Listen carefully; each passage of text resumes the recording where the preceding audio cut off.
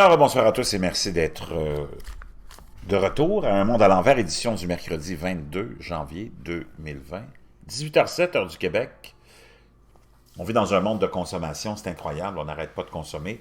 On devrait pas appeler, on n'aurait pas dû appeler la révolution industrielle, mais la révolution de la consommation. Hein? Parce que c'était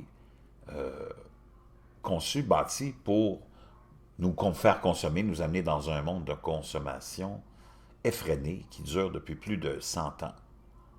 Imaginez la quantité de poubelles qui ont été générées depuis ce temps-là par des milliards d'individus. Ça donne lieu à des atrocités, puis ça, on ne sait plus quoi faire avec ces poubelles-là, ces déchets-là. Nos pays sont pleins, on essaie d'envoyer ça naturellement. Imaginez-vous la honte dans les pays pauvres qui, pendant des années, j'imagine, ont accepté ça parce que les gouvernements, les politiciens corrompus et les mafieux faisaient de l'argent avec ça, mais là, ça a l'air que ça fait plus leur affaire. La Malaisie renvoie 150 conteneurs de déchets vers leur pays d'origine. La Malaisie a annoncé ce lundi le renvoi de 150 conteneurs de déchets vers plusieurs pays, dont la France. Plus de 3700 tonnes de déchets plastiques illégaux sont concernés par ce renvoi, dont une grande partie provient de France et du Royaume-Uni. Sur les 150 conteneurs de déchets, 43 proviennent de France, 42 du Royaume-Uni, 17 des États-Unis et 11 du Canada. Ce n'est pas la première fois que la Malaisie réexpédie plusieurs centaines de conteneurs vers leur pays d'origine, dans l'écrasante majorité des cas des pays développés.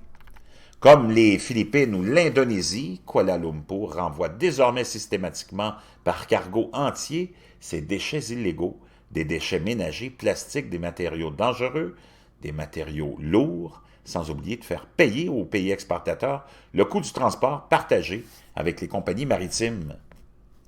Kuala Lumpur ne veut plus payer un seul centime. Hors de question de payer un seul centime, a martelé la ministre malaisienne de l'Environnement, Yee Bee-yin. La situation de la gestion des déchets s'est gravement détériorée en Malaisie et dans d'autres pays d'Asie du Sud-Est, lorsque la Chine a décidé en 2018 de bloquer l'importation de la majorité des déchets plastiques, provoquant l'asphyxie dans le pays voisin qui croule sous les déchets, leur capacité de recyclage étant bien inférieure aux arrivages.